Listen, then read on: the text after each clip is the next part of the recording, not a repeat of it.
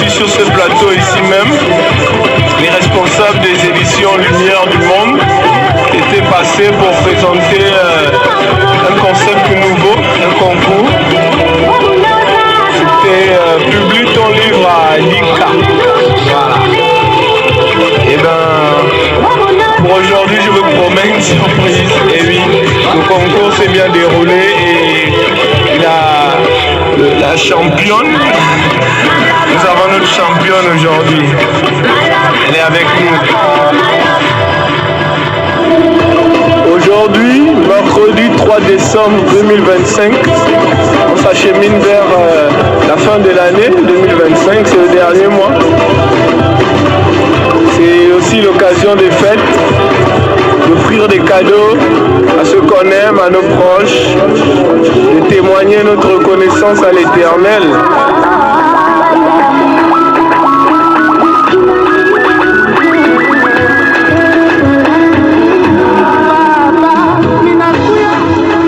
Auditeurs, auditrices de Radio Ubuntu,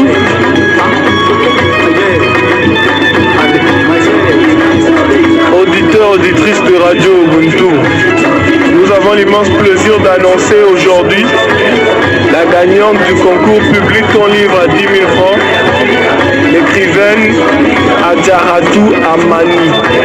C'est bien ça? Bonjour. Bonjour, oui, c'est bien ça. Alors, comment allez-vous ce matin? Je vais bien, merci par la peine. Eh bien, nous sommes heureux de vous recevoir aujourd'hui dans le cadre de notre émission Muséo d'abord de 4 ans. Vous êtes la bienvenue. Merci. Alors, mesdames et messieurs, le jury a été unanime. L'écrivaine Adjaratou Amani a été désignée vainqueur du concours Publie ton livre à l'ICA. Alors, restez avec nous pour cette interview exclusive. Restez avec nous, comme je disais, chers invités, chers auditeurs et auditrices de la Radio Ubuntu, 92.3 FM, on disait 93.3 FM plutôt, la culture ouverte sur le futur. Vous êtes dans l'émission Muséo Gabon de 4 ans et nous avons, comme annoncé tout à l'heure, notre invitée, madame ou mademoiselle? Mademoiselle. Alors, mademoiselle Adjaratou, pouvez-vous vous représenter aussi à nos auditeurs pour qu'ils sachent bien de qui il s'agit? D'accord. Bonjour à tous. Je suis Adjaratou Amani, écrivaine de conviction publiée à la maison d'édition Lumière du Monde. Donc je suis sur le plateau de Ubuntu Radio pour faire la présentation et pour l'interview exclusive. Voilà, vous avez bien entendu, elle est avec nous ce matin dans le cadre de notre émission Muséo Gabon de 4 ans. La lauréate du concours que tout le monde attendait. Alors, mademoiselle, dites-moi, quel est l'élément déclencheur? À quel moment avez-vous vous êtes-vous dit j'ai envie de devenir écrivain? Mon envie de devenir écrivaine a été suscitée suite à la lecture des romans que j'ai appréciés, notamment Prise de prélat de Armand Colabanda, de Je vous aime de Catherine Suburet et de L'Enfant Noir de Tamara Lai. J'ai été assez émue et je me suis dit j'aimerais également raconter une histoire et toucher les cœurs et sensibiliser les lecteurs. Très bien, et on remercie alors ces écrivains de nous avoir donné cette passion, ce qui fait qu'aujourd'hui on a l'occasion de découvrir votre œuvre, une œuvre qui a été primée au concours des éditions Lumière du Monde. Alors, parlez-nous un peu de cette œuvre que vous avez présentée. Alors, il s'agit de Conviction qui met en avant une jeune héroïne nommée Fly qui a un parcours semé de plusieurs difficultés, mais qui à chaque fois trouve un moyen de se relever et d'avancer, ce qui prouve à suffisance que dans la vie, on peut atteindre les objectifs une fois fixés. Très bien, encore une source de motivation et d'encouragement pour nos auditeurs. Alors n'hésitez pas, où pouvons-nous nous procurer ce livre? Le livre Conviction est disponible auprès de la maison d'édition Lumière du Monde, également disponible sur Amazon et sur Chariot. D'accord. Alors, faites-vous livrer, commandez cette œuvre, approchez-vous des éditions Lumière du Monde. Je vous assure que c'est une œuvre bien pensée et ça représente un peu l'esprit typique de la jeunesse actuelle, le combat, la lutte, les oppressions. Dites-moi justement, d'où vous viennent ces idées? Est-ce que c'est une expérience personnelle ou alors autre chose? Écrire ce livre. J'ai été en partie inspirée par mon histoire, mais également par l'observation de mon entourage.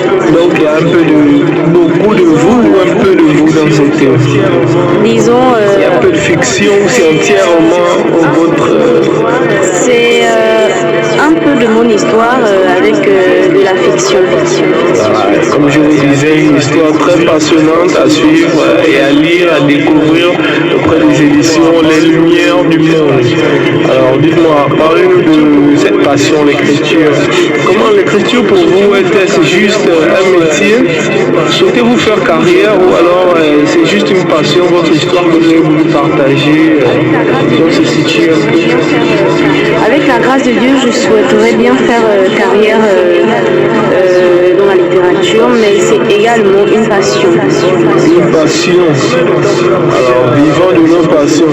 Combien de temps vous a pris la rédaction de cette œuvre? Alors, c'est complexe. Ça m'a pris 1 an lorsque j'étais en terminale, mais après l'obtention de mon bac en 2018, j'ai perdu le roman. Donc j'ai déprimé pendant 1 semaine et j'ai dû réécrire à nouveau. Donc c'est une réédition, une première édition qui n'a pas pu être publiée. C'est exact. D'accord. Et à l'intérieur, comment évolue ce personnage au fil et à mesure des avancements de l'histoire, de l'aventure? Quelles sont les grandes phases, les grandes étapes de ce personnage? Alors l'héroïne Fly évolue progressivement. Elle passe d'abord par l'échec au bac, ensuite par la proposition d'un mariage avec un homme 3 fois plus âgé qu'elle, ensuite par un accident compliqué et une amnésie. Ensuite elle passe par des attaques, donc le racisme, viol, addiction à la drogue et un autre accident qui va encore la rendre amnésique. Ah oui, ok. Et quelles sont les qualités? D'abord, pourquoi Fly? Pourquoi le nom Fly? Et quelles sont les qualités de Fly? Le nom Fly parce que j'ai été inspirée en anglais. Donc Fly signifie voler. Donc là, il s'agit de l'élévation, un personnage qui ne fléchit pas, qui avance malgré les difficultés. Continuez à voler vers vos rêves. C'est ça. Et pour vous, c'est quoi la prochaine étape pour vous actuellement, après cette victoire? La prochaine étape serait une plus grande promotion, une présentation officielle du roman et pourquoi pas d'un autre, et ainsi inciter la jeunesse gabonaise à lire. Très bon esprit, très bon esprit.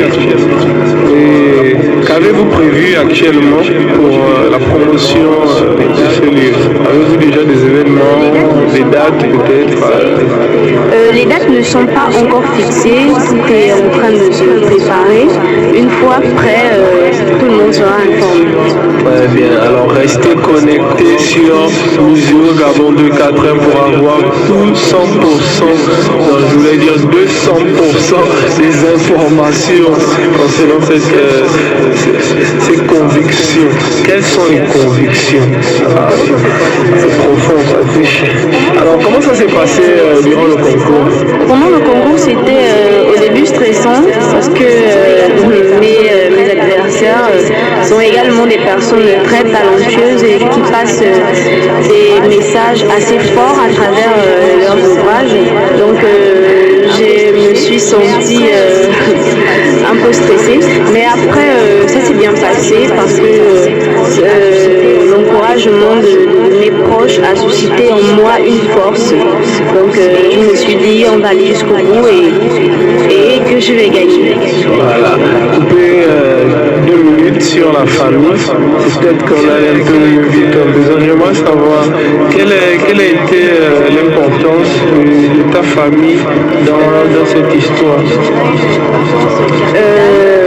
Je dirais une importance capitale parce que j'ai grandi avec ma maman qui a pris soin de moi. C'est vrai, j'avais un père, mais des histoires de famille un peu compliquées, donc aujourd'hui je dirais un géniteur. Donc j'ai été portée par le courage et la force de ma maman qui n'a pas baissé les bras et qui est mère de 5 enfants dont je suis l'aînée. Donc je me vois toujours encouragée par ma famille et j'ai ce poids sur mes épaules qui me dit je ne dois pas abandonner. Très bien. La place de la famille justement dans la construction des êtres, c'est important. Pour la jeunesse, justement cette jeunesse gabonaise, ces jeunes qui veulent se lancer dans l'écriture, comme vous, quels conseils pouvez-vous leur donner?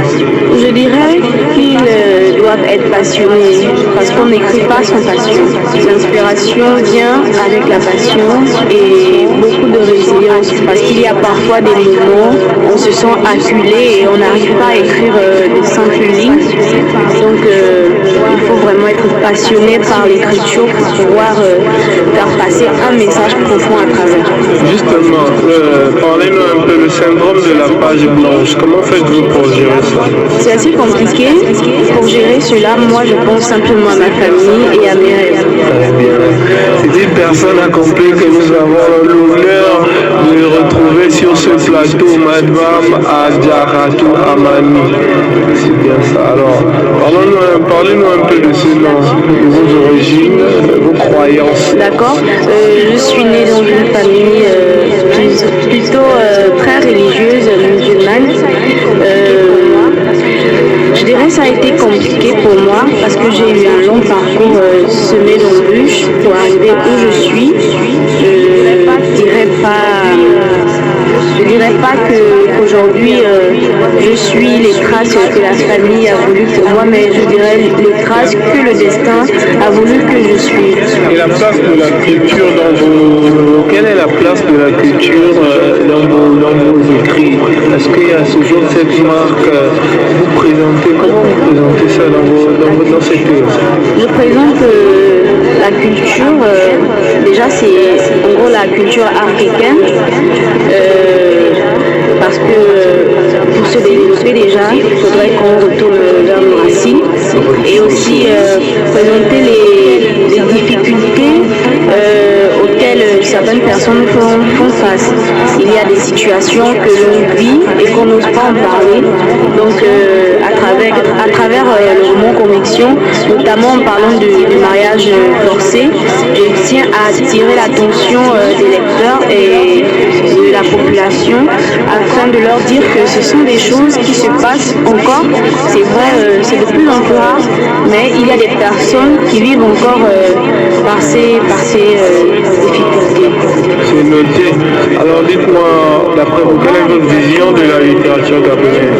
Pour moi, la littérature gabonaise ne fait que s'accroître. C'est vrai, ça a été difficile, notamment dû à la difficulté de certaines personnes de publier. Donc, je remercie déjà la maison d'édition Lumière du Monde, car grâce à elle, plusieurs personnes pourront réaliser leur rêve de publier des ouvrages. Et je dirais qu'il faudrait peut-être, du moins certainement, instaurer et ouvrir des centres culturels, ouvrir des bibliothèques publiques afin de permettre aux jeunes de lire et de se développer, car par la lecture, on développe la curiosité et ça génère encore plus de facultés. Dites-moi, si vous étiez ambassadrice d'une cause, laquelle serait-ce? C'est vrai que ce sera vague, je dirais, les droits de l'homme, parce que c'est une cause assez majeure. Il y a certes des sous-causes derrière les droits de l'homme, et je me dis, si on ne se bat pas pour nos droits, si on ne met pas en place des organisations afin d'aider nos semblables, vers quelle évolution voulons-nous en venir? Vous avez dit que vous étiez musulman de confession par vos croyances. Alors que pensez-vous du problème de genre, l'égalité des sexes hommes-femmes? Concernant l'égalité des sexes, je dirais que chaque personne trouve sa place et que les deux se conviennent. C'est comme les deux mains qui s'assemblent et ne forment qu'une. Donc un homme sans femme n'existe pas et une femme sans homme n'existe pas. Donc on ne dira pas un homme peut évoluer tout seul, la femme c'est vrai. On peut avancer, mais pour vraiment accomplir de grandes choses, on a besoin d'un allié, d'un partenaire. Donc une femme a besoin d'un homme et l'homme il a besoin d'une femme. Alors, avant de conclure cette émission, peut-être un mot à partager, une pensée vers quelqu'un, vous souhaitez saluer quelqu'un, peut-être un mot de fin pour cette émission. D'accord. Je souhaite saluer la population gabonaise, inciter les jeunes à lire et si possible informer et adresser mes encouragements à toutes ces personnes-là qui souhaitent écrire et fortifier toutes les personnes qui passent par des moments difficiles, leur dire qu'il ne faut jamais baisser les bras, que la vie mérite d'être vécue et que chaque difficulté est une solution cachée. Il faut avoir la sagesse de comprendre ce qui se cache derrière la difficulté et demander au gouvernement d'ouvrir des bibliothèques publiques afin d'inciter la jeunesse à lire. C'est noté. Alors, merci beaucoup pour ces échanges. Merci de vous être ouverts à nous, à nos auditeurs. Merci pour votre présence et votre prestance. C'est moi qui vous remercie. Alors, auditeurs de Radio Ubuntu, nous arrivons à la fin de cette émission, malheureusement. C'était très passionnante. L'occasion pour moi encore de remercier les éditions Lumière du Monde, la Radio Ubuntu, tous les auditeurs qui sont connectés, à Lionel, Zamba, qui sais-je, à Pablo, à tous qui m'écoutent, à Garcia Lafleur, à tous les fans de cette émission, à tous les fans de la culture. C'était Hervé Itou, dit Made in Stone pour Musée d'avant de 4 ans.